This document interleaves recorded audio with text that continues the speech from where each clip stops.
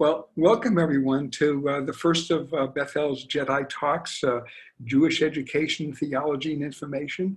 And this talk, my name is Bruce, and this talk is more about information, because I'm going to be talking to you about a journey that I went on, in which I followed, I retraced the journey that John Steinbeck took in 1960. With his dog Charley. He wrote a book about it called Travels with Charley in Search of America. And I went on this journey in 2003, shortly after I retired from my career as a court stenographer working for the state of Connecticut. I had read Steinbeck's book many years prior to my retirement, and I loved the book, and I vowed someday to take his journey. And that opportunity came when I finally retired in 2003. So I'm just gonna share my screen. I have a PowerPoint presentation that I'd like to show you. I'm just going to share my screen, and as you can see, this is Steinbeck's book, and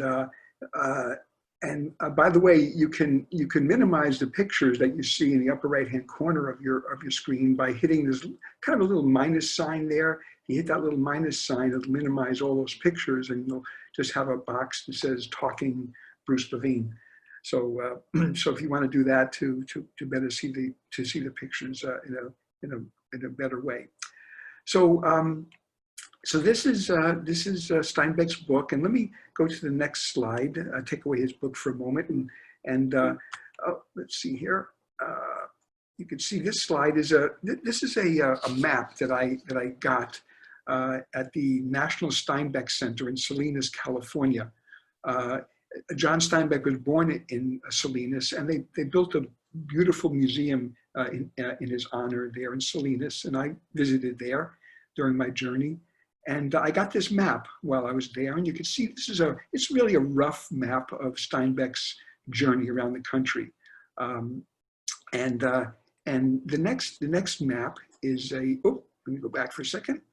There we go. And you can see in the bottom of this set of maps, that's my route. The route on top is John Steinbeck's route, and the map on the bottom is my route. Kind of a rough outline of my route as well. And you can see it's a little bit different than Steinbeck's route. I wanted to make the trip my own as well, as following John Steinbeck's journey, but I wanted to make the trip my own. So I visited a few places that Steinbeck did not visit, and I'll talk to you about those as we go further along. So here you see me. My neighbor took this photo of me just as I was packing up my car in the morning that I left, which was September 2nd of 2003.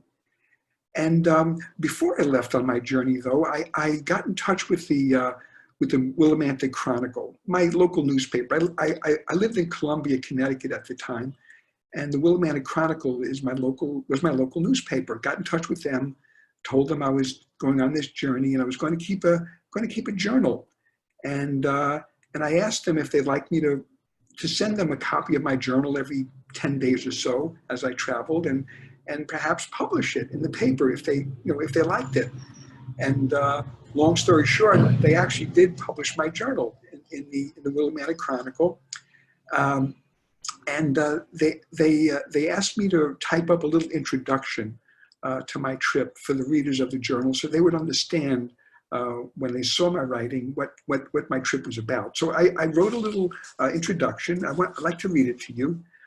Just actually part of it. It was a bit longer than this, but I'd like to read to you this part of it. It was an idea that had been floating around in my head for quite a while.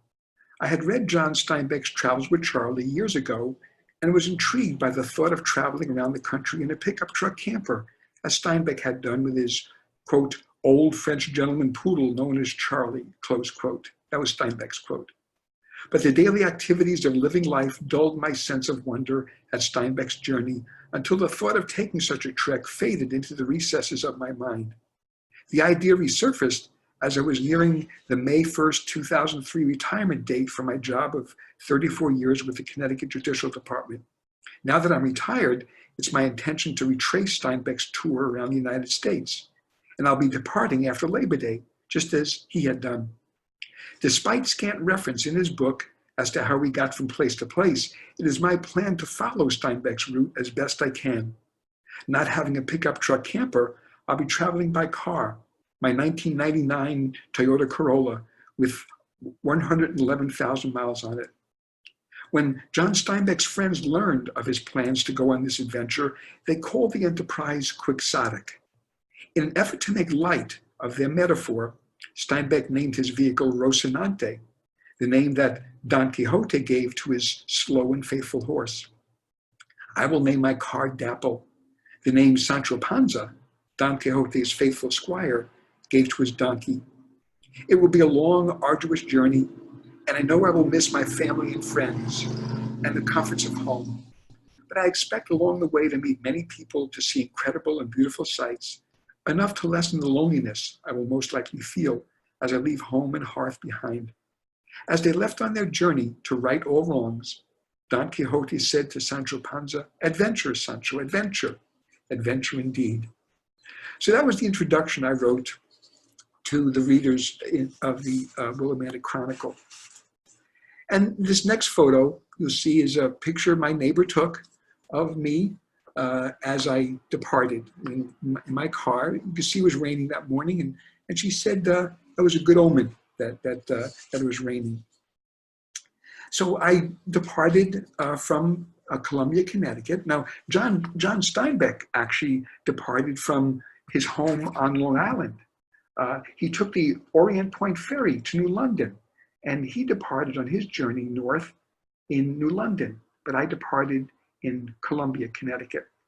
And I started driving north, and my first stop was actually the Eagle Brook School in Deerfield, Massachusetts.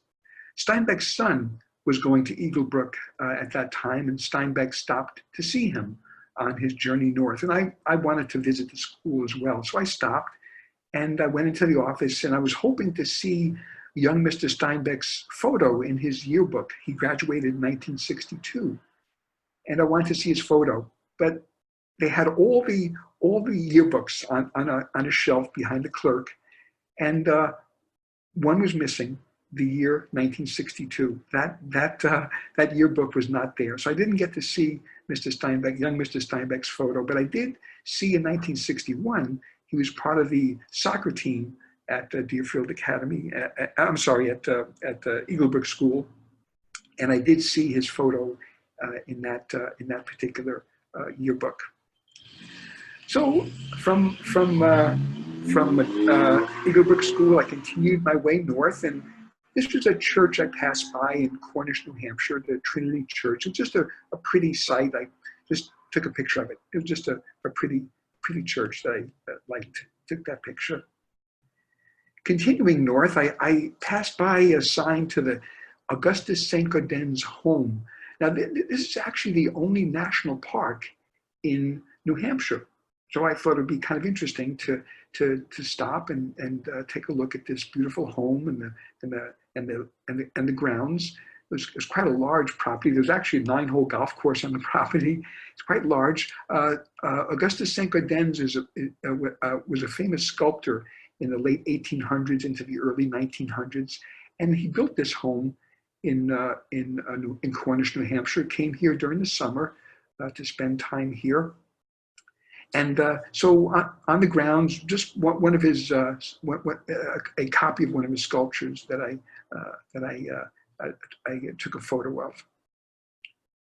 And continuing on my road, I stopped at Mount Washington. I took the Cog Railroad up to the top of Mount Washington. Maybe some of you have had the opportunity to do that. It's a wonderful, wonderful trip. Maybe some of you have driven to the top of Mount Washington. But I decided to take the Cog Railroad. It's a very slow trip. There's one car, and it's pushed from behind by a steam locomotive, very tiny steam locomotive. Very rough journey. The track is very, very rough, not a very smooth trip at all. And you can see in the middle of the track, between the two main tracks, is this cog. I'm sorry, this sort of geared track. And on the train itself, there's a cog, they call it a cog. It's a geared wheel. It fits into that geared track. And it's used on the way down so that the train doesn't use its brakes all the way down and heat up those brakes too much. This cog fits into that track and slows the train down, keeps the train going at a very modest pace. And going up, we were traveling about 1 or 2 miles per hour. So very, very slow journey. It took about 3 hours to get to the top. Once there, we had beautiful views. There's here you see the train at the top of the journey, the end of the journey, and the views from Mount Washington were spectacular. In this particular photo, you can see in the center is Mount Adams, the peak just below the clouds, and Mount Jefferson immediately to its left, and Mount Madison immediately to the right. You might notice a peak there toward the edge of the photo on the left. That's actually Mount Clay. And here's a closer image of Mount Clay. The views were spectacular, as you just might imagine. So I continued my journey. There's my map, and I continued my journey toward the east. I wanted to visit, as Steinbeck had done, a place called Deer Isle. A little close-up map. I'll use some close-up maps to help you see where I was going more clearly. Wanted to visit a place called Deer Isle, a place that Steinbeck had visited.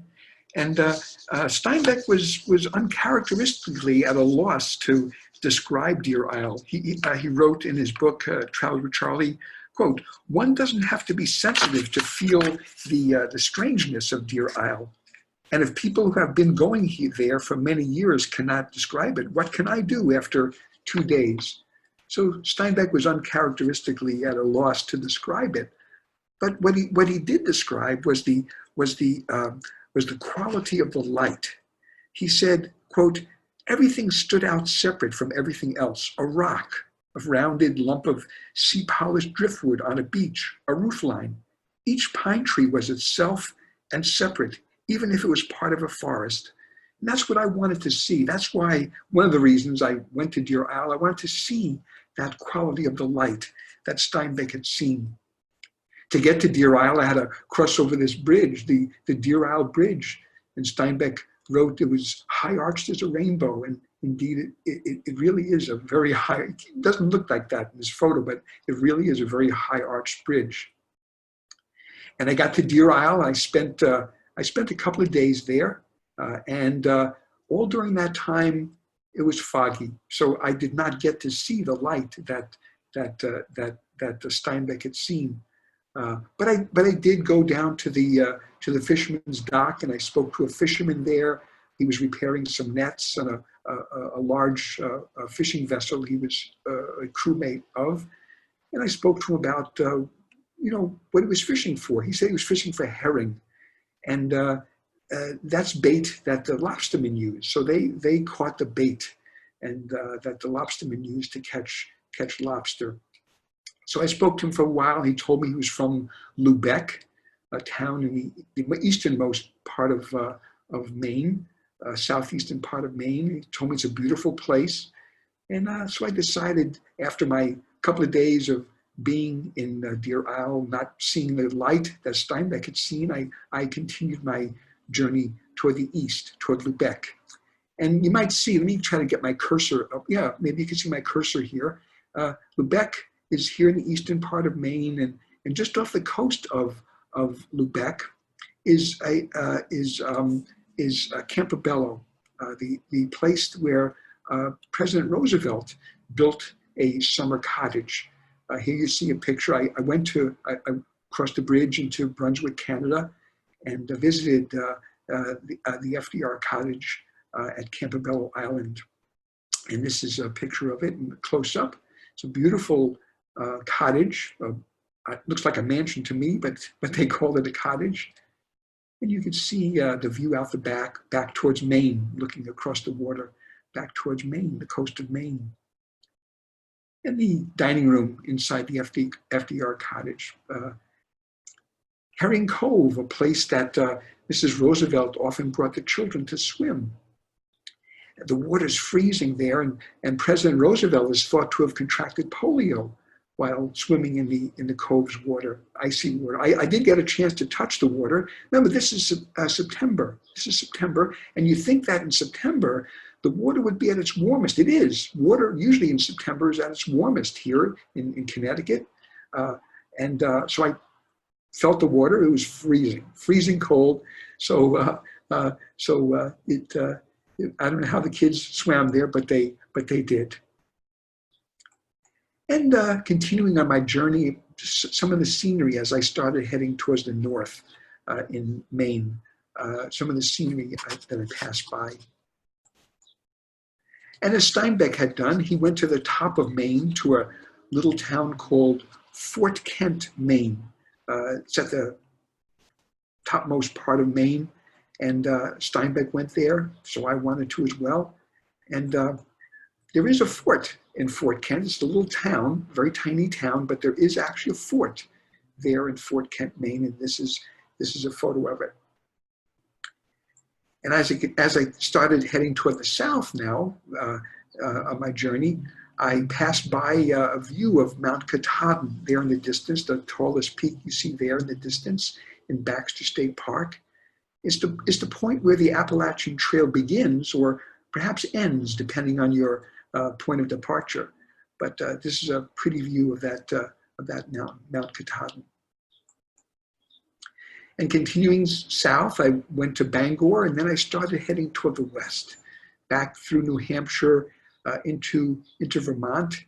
And I stopped at a place for breakfast called Afternoonies in South Hero, Vermont. As you can see in the slide, located on one of the islands in Lake Champlain, stopping here for breakfast. It's called Afternoonies because the owners of the place used to own a place called Noonies, and they decided to name this one Afternoonies. Kind of cute. And I met I was sitting at the counter having breakfast. I met a delightful couple, Colleen and David Hale. I met while at the counter, and they invited me to visit their home. They were on their way someplace, stopping at Afternoonies for breakfast. They were going someplace else, but they told me how to get to their home, invited me to go there just to spend some time in the backyard, admiring the view they had of Lake Champlain as I sat in their chairs that they have back there, Adirondack chairs, admiring the view of Lake Champlain. Continuing my journey, I stopped at Niagara Falls, as Steinbeck had done. The falls are beautiful. Some of you, I'm sure, have visited Niagara, and you know how beautiful those falls are. The town of Niagara itself is a disaster. It's just a tourist trap town. I was very disappointed driving through it, but stopping at the falls was a delight to see them. Continuing west, I went through New York's wine country, these rows of grapes growing on these plants. And I stopped, as I was driving through, out of the corner of my eye, looking at these rows of grape plants, it looked like I was driving through a deck of cards, a shuffling deck of cards, but it was quite beautiful to see them. Continuing my journey west, I went to Erie, Pennsylvania, and Akron, Ohio. I stopped at Dayton, Ohio, where I visited the Air Force, Museum of Flight. It's a huge museum, and it contains many acres of memorabilia, and all the way from the Wright brothers to spacesuits that were worn by astronauts. Best thing about that place, it was free. You just walk in, no charge. And I can see on the map, I stopped at South Bend, Indiana. Wanted to see the University of Notre Dame, the campus. So I stopped in at the campus. This is a picture of the Hesburgh Library. Some of you might be familiar with this mural that's on the Hesburgh Library. You might have seen it if you ever watched a Notre Dame football game. you might have seen that library out of one of the end zones. I forget which, the north or the south end zone at the stadium has a clear view of this mural, and it's a picture of Jesus up at the top of the mural there, and you notice his pose is much like that of a referee signaling a touchdown, and this picture of Jesus has gotten the nickname of Touchdown Jesus. So it's kind of neat. It's beautiful, beautiful mural, and I got a chance to see it there. Walking around the campus, I visited the administration building. Going inside, I got to look up to the top of the dome of the administration building. Quite beautiful, as you can see. And walking on the campus, the many paths along the campus, they crisscrossed all over the place. It was startling to see them, actually. There were so many of them crossing all over the place around the campus grounds. Beautiful, actually, to see them. This is the Basilica of the Sacred Heart at Notre Dame. They didn't allow me to take pictures inside, but I got this picture off the internet just so I could show you what the inside of the Basilica looks like. And in the back of the Basilica, behind the Basilica, is a place called the Grotto. This is actually a replica of the Grotto of the in Lourdes, France. It's a place where Mary came to visit Bernadette. She's now known as Saint Bernadette. Back in the mid-1800s, she visited Bernadette and told her things about the future. And so you might notice a bit of a close-up here of the grotto. You might know my cursor, hope you could see it, is pointing to this little dark stone here. You might notice that stone. That's a stone that Mary was alleged to have stood on while she spoke to Bernadette. And Notre Dame got one of those stones and put it in their replica of the grotto. So there's that stone right there. Kind of interesting to see it. There's a plaque there. I can't see the plaque very well, but there's a plaque there as well telling you what that stone, all about that stone. Continuing my journey, I traveled to the Indiana Dunes National Lake Shore on Lake Michigan. This place is shaped by wind and wave action, these beautiful dunes. And there was a couple there with their dog. I snapped a picture of him as looking out over the beautiful water of the Indiana Dunes. Continuing my journey, I stopped in Chicago, where I met some relatives who lived there. Now, Steinbeck also stopped in Chicago. He met his wife during, she came to see him during his journey. They met in Chicago for a brief time. And so I had a bit of a respite as well. I saw my relatives there, and we had a wonderful time. They took me on a tour all around Chicago, and we got to catch up, and they told me stories about my father that I had never known. So it was really wonderful to catch up with them. And they suggested that I travel further north to the Door County section of Wisconsin. You see the jog in my journey goes way up to the north there in Wisconsin. Green Bay is in that area. And they told me to travel up there because there's a series of towns they told me that I think that I enjoy seeing. I did. They were very, very much like the towns in Bar Harbor-like towns. They were upscale towns with lots of marinas and lots of shops. It was pleasant to see. They had visited there many years ago and told me it was a sleepy kind of a place, but not sleepy anymore. It really was built up, but still quite beautiful. And I started traveling more toward the west through Wisconsin, and I went to a place called Wisconsin Dells. It's a town called Wisconsin Dells, and the Dells is it's an area that's been carved by the Ice Age, the last Ice Age, 10,000 years ago. As the glaciers retreated, they carved these sandstone cliffs and and this waterway. And I took a boat tour through the waterway as Steinbeck had done. It was a beautiful place, but the town of Wisconsin Dells, unfortunately, is a very tourist trap type of town. Lots of gaudy places to visit and hotels with crazy names. Let me see if I can find. One of the hotels was called. Let me see if I can find it here. I can't find it in my notes, but anyway, there. Sorry, I can't find it for you, but it was wonderful visiting the waterway, and I took a tour just as Steinbeck had done. It was quite spectacular.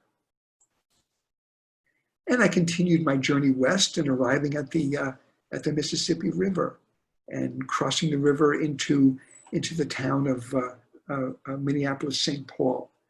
And I got to spend just an evening with an old friend there at Minneapolis-St. Paul. Actually, she's a high school classmate of mine. Her name is Mindy Ratner. I say the name because you might have heard her name. She's one of the radio announcers at Minnesota Public Radio. And they often, local stations like our station here in Connecticut, they used to play the classical music from originating from the NPR station in Minneapolis-St. Paul.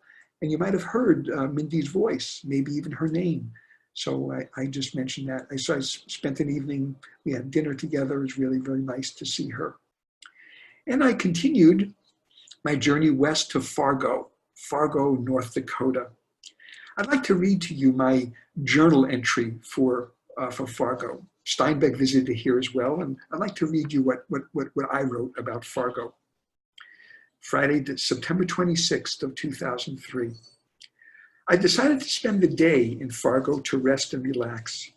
As I entered town last evening, the feelings of isolation and loneliness I had thus far managed to avoid on my journey entered my mind and put a cloud over me. I don't know why.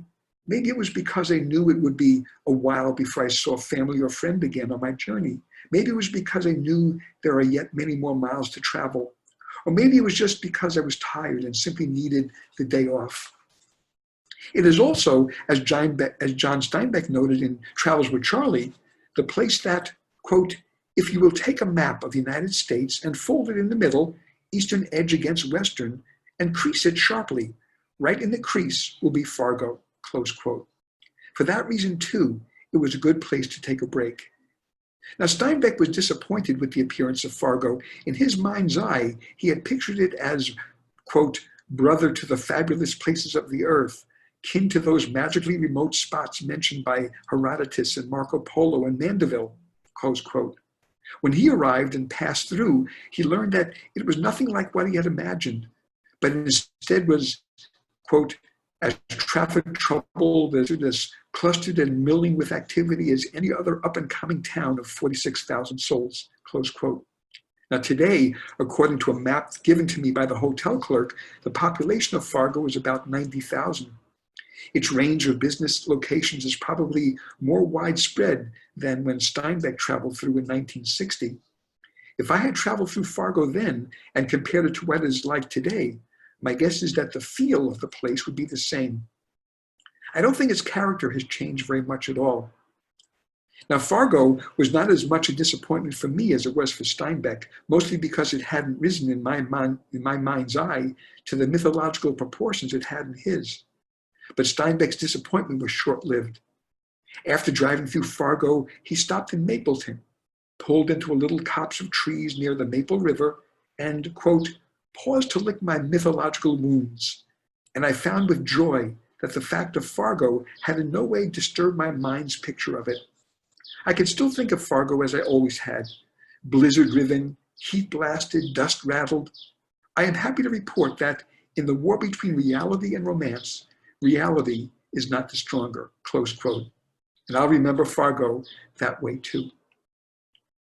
So I traveled across North Dakota and the wind, North Dakota is quite flat, and the wind coming out of the northwest was very strong, causing me to have to dabble a bit to the right to keep going in a straight line. It was that windy.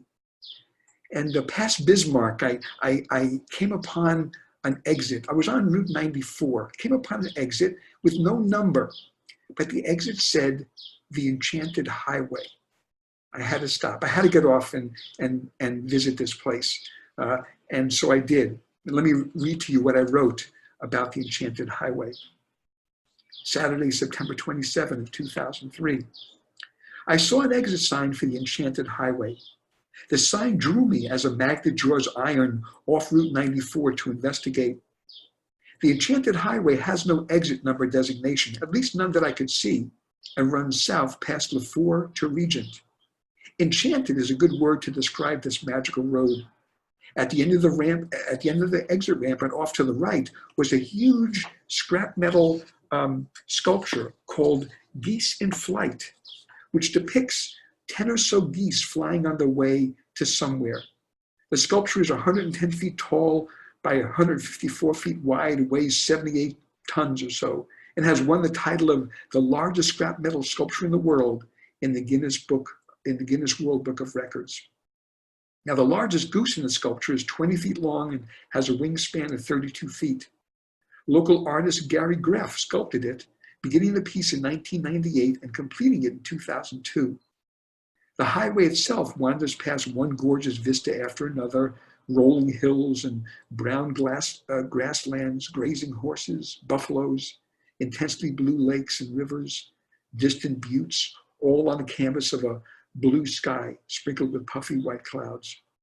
Now, every few miles, there appeared another of Gary Greff's whimsical sculptures, the others being Deer Crossing, which I was able to take a photo of, and then also grasshopper, pheasants, and tin family. I wasn't able to photograph those, but perhaps you can imagine what they might have looked like. And so it really is quite an enchanted highway.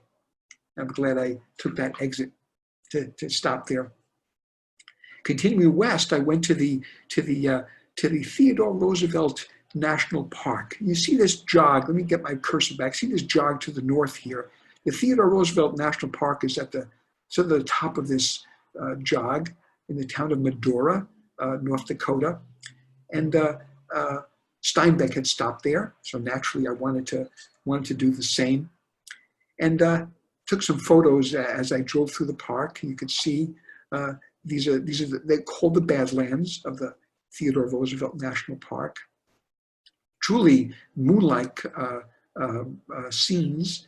And Steinbeck did not like being there during the day. He just didn't like the look of I'm going to read to you what he wrote in a few moments, but he was very, he didn't like the feel of the place, the look of the place.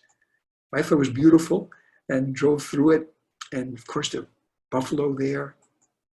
And I got up early in the morning the next day to see the place in the early morning light. I wanted to see that early slant-wise sun coming through with that beautiful golden light from the sun. And I got up early before sunrise and went into the park. I heard elk bugling back and forth before sunrise. It was quite spectacular to hear that. And driving through, again, early morning light. And you can see the red rock here below the sun shadow line over there. That red rock is called scoria rock. And that rock, the rock has coal seams in the rock, and sometimes the coal is ignited by lightning strikes, heating the rock and causing it to have that red color. And so that's what you see there, the scoria rock. But I saw in the park just some amazing sights. And I got to drive through through the scene. This is called the Prairie Dog town. These little mounds are homes for prairie dogs. You could see some of them in the background. They're kind of on the horizon. You could see some of them here in the background. This coyote was walking through the scene, and these prairie dogs in the background, they were screaming to everyone, letting everyone know there's a coyote in their midst. And it was really interesting to see how predator and prey react to one another. And here's a close-up of one of those prairie dogs. I'd like to read to you what I wrote about my being in the park, because I went to the park again after my early morning visit. I went back again just before sunset. I wanted to see the park as in the light that Steinbeck had seen it in. Let me read to you what I wrote. Just before sunset, late in the afternoon, I again drove through the entire park. I wanted to visit it at the same time of day that Steinbeck had, and under the same lighting conditions. At first, Steinbeck disliked being in the park, wanting to, as he wrote, quote, to get away from the unearthly landscape, close quote. But as the sun lowered in the sky, Steinbeck saw the badlands with new eyes. He wrote, quote, and then the late afternoon changed everything. As the sun angled, and buttes and coulees, the cliffs and sculptured hills and ravines lost their burned and dreadful look, and glowed with yellow and rich browns, and 100 variations of red and silver gray, all picked out by streaks of coal black. It was so beautiful that I stopped near a thicket of dwarfed and wind-warped cedars and junipers, and once stopped, I was caught, trapped in color and dazzled by the clarity of the light. Against the descending sun, the battlements were dark and clean-lined, while to the east, where the uninhibited light poured slantwise, the strange landscape shouted with color. And the night, far from being frightful, was lovely beyond thought, for the stars were close, and although there was no moon, the starlight made a silver glow in the sky. The air cut the nostrils with dry frost, and for pure pleasure, I collected a pile of dried dead cedar branches and built a small fire just to smell the perfume of the burning wood and to hear the excited crackle of the branches. My fire made a dome of yellow light over me, and nearby I heard the screech owl hunting and a barking of coyotes, not the howling, but the short, chuckling bark of the dark of the moon. This is one of the few places I have ever seen where the night was friendlier than the day, and I can easily see how people are driven back to the badlands. In the night, the badlands had become good lands. I can't explain it. That's how it was, close quote. Now later, I visited the park again, this time well past sunset, driving to an open plain to look at the black star-filled sky. The moon was very close to the western horizon, a thin yellow-orange crescent getting ready to set. The sky was filled with stars. I got out of dapple and gazed at them in wonderment until the chilled night air overcame my will to look. So that was my experience in this beautiful place. Continuing west, I went to the Little Bighorn Battlefield National Monument in Montana, where General Custer met his fate with the soldiers that he had, about 250 soldiers, I think, he had with him, losing the battle there in that beautiful battlefield. It's a gorgeous place. There are some headstones there where the soldiers had fallen. They're no longer buried in those spots. They're all buried in a mass grave now. But it's, as you can see, it's a beautiful, beautiful place, belying what took place there so many years ago. And I stopped and had a picnic lunch on my way to Glacier National Park. Now, Steinbeck didn't go to Glacier. He didn't go there, but I did. And Steinbeck, on his journey, he went to Yellowstone National Park. I had been there several times. Steinbeck had a very kind of a wonderful experience going into Yellowstone. He went in there into the park and he passed by some bears, and Charley went crazy. He started barking and growling, baring his teeth. He had a very bad reaction to the bears in the park. And Steinbeck wrote a very funny paragraph or two about that experience. But because I had visited Yellowstone years ago, I decided to visit Glacier National Park, another scene of that lake where I stopped for lunch. And looking at the map, you see Glacier National Park. Let me get my cursor working here. It's in this area. It's at the border. It's at the border with Canada, and so I visited there instead of going to Yellowstone.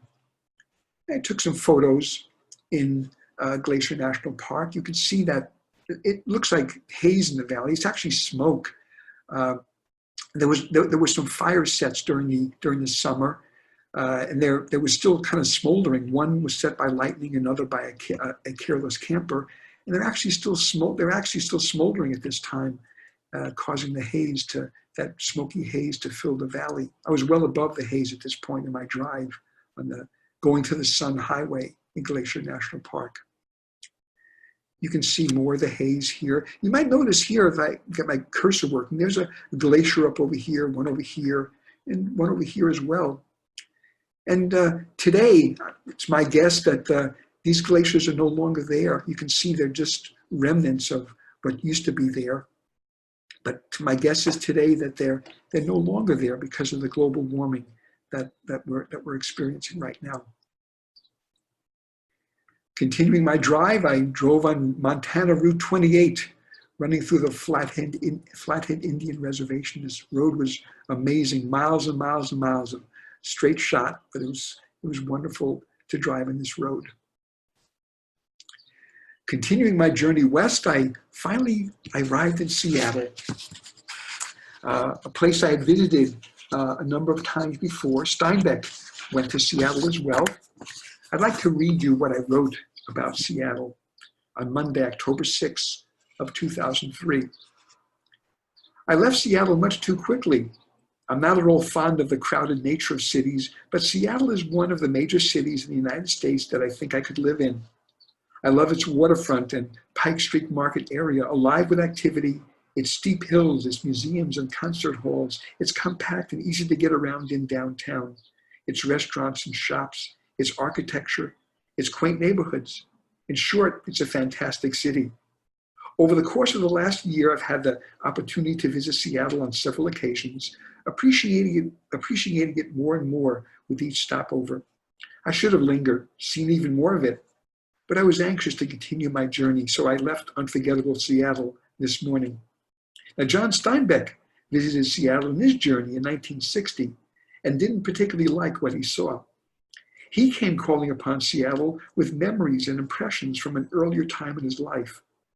In Travels with Charley, he wrote, quote, "I remembered Seattle as a town sitting on hills beside a matchless harborage, a little city of space and trees and gardens and houses matched to such a background."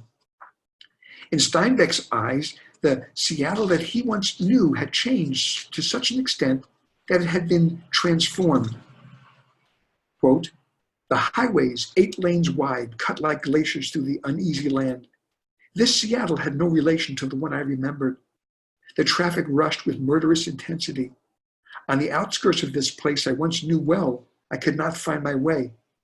Along what had been country lanes, rich with berries, high wire fences and mile-long factories stretched, and the yellow smoke of progress hung over all, fighting the sea wind's efforts to drive them off." Close quote. Now, I came to Seattle having none of the preconceptions that Steinbeck had. The 8-lane highway is still there, and at rush hour is as traffic snarled as any city roadway in the country. So too is the smell of flowers on the quaint streets of Queen Anne, high above the city, sitting on a hill, its lovely old homes surrounded by trees and gardens. The unrivaled harbor is still there, ferries busily coming and going. Its concert theater venues and people who perform in them are the equal of any in the world.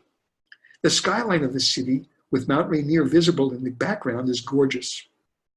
Now, I never saw the Seattle that Steinbeck had seen, the one for which he had such fond memories, nor had I seen the one he encountered while traveling with Charley.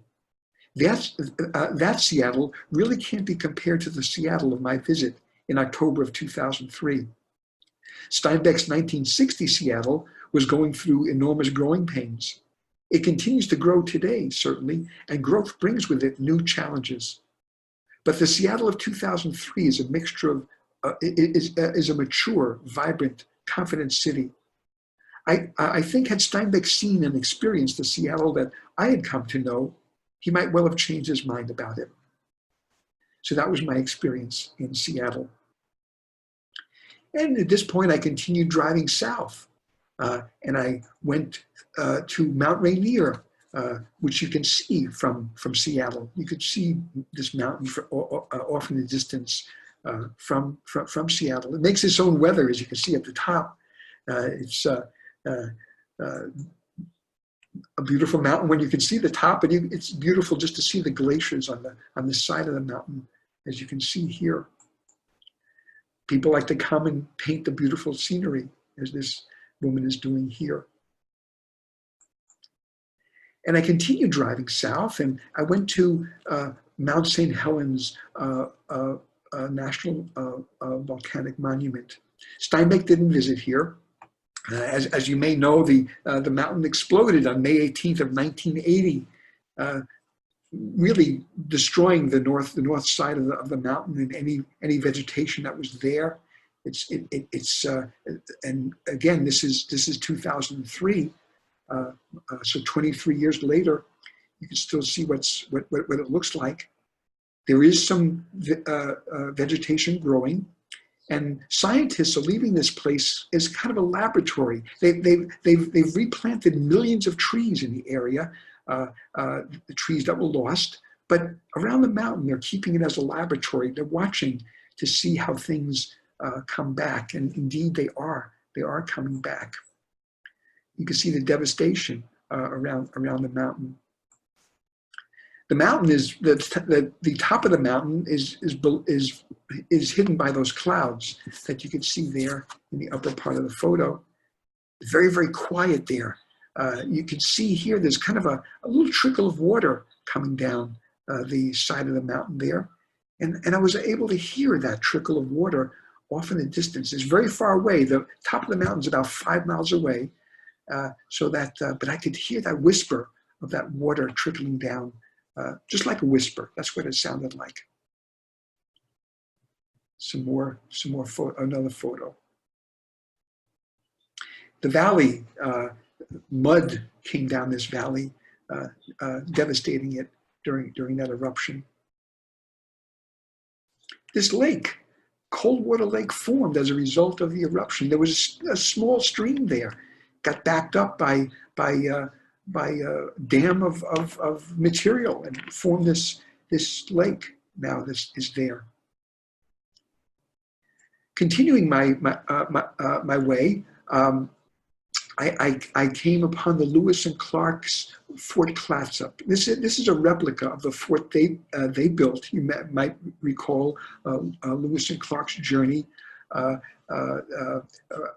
President Jefferson sent them west to see what the western part of the United States had to offer, and they made their way to the Oregon coast, and they built this fort as protection during their winter there. And I got to visit this replica of the fort. Now you might think that I saw the Pacific Ocean around Seattle, but I didn't. Seattle is surrounded by the Puget Sound.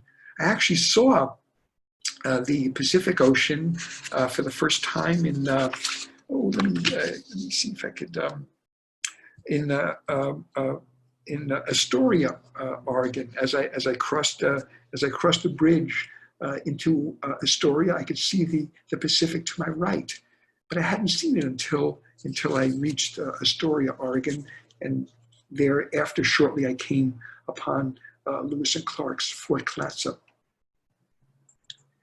Continuing my journey to the south and along the Oregon coast, I came to Cannon Beach with this is called Haystack Rock. It looks much like a haystack. It's about 300 feet tall, so it's quite large. Puffins have homes there, nesting homes there. Beautiful sight. Some more scenery on Cannon Beach. the sea stacks, these enigmatic sea stacks. They're huge, and the wave action will eventually wear them away to nothing. The misty Oregon coast in October as I'm traveling toward the south.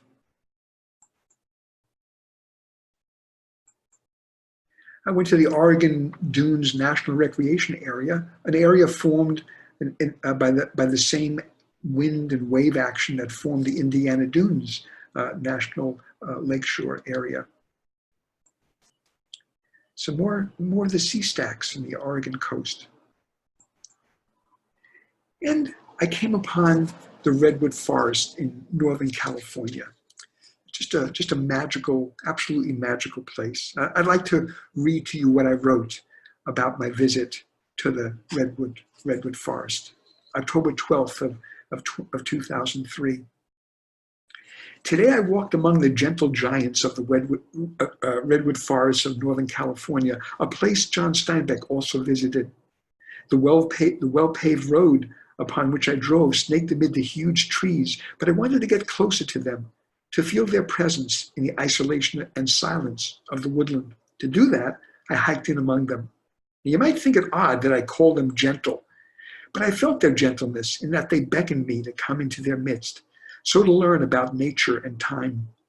I felt comfort among the redwoods.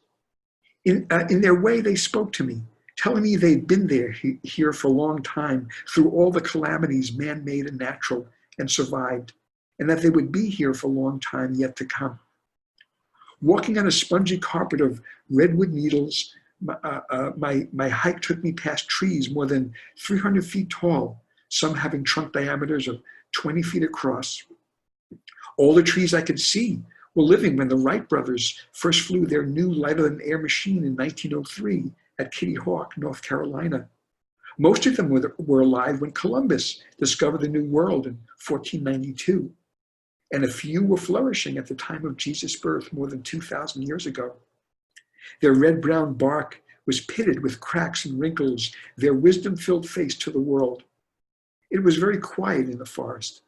Except for the occasional sound of a bird in flight or its song, there were no sounds at all. Now here are John Steinbeck's words regarding the redwoods, that how he so eloquently was able to describe them that I was not able to do. Quote, "The redwoods, once seen, leave a mark or create a vision that stays with you always. No one has ever successfully painted or photographed a redwood tree. The feeling they produce is not transferable. From them comes silence and awe. It's not only their unbelievable stature, nor the color, which seems to shift and vary under your eyes. No, they are not like any trees we know. They are ambassadors from another time. They have the mystery of ferns that disappeared 1,000,000 years ago into the coal of the Carboniferous era. They carry their own light and shade. The vainest, most slap-happy and irreverent of men, in the presence of redwoods, goes under a spell of wonder and respect. Respect, that's the word. One feels a bow to unquestioned sovereigns," close quote. And I love being among the redwoods. The sense of awe and wonderment I am left with following my visit will stay with me forever. A couple of more pictures of the Redwood Forest. And as I continue my journey south along the California coast, the scenery that I encountered as I traveled.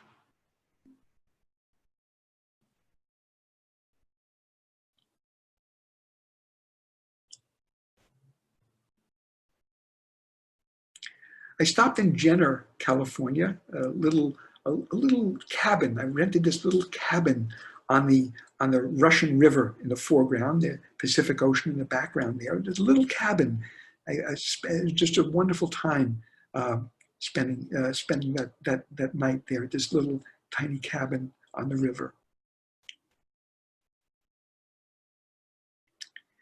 And of course, I crossed the Golden Gate Bridge finally in San Francisco on October 14th.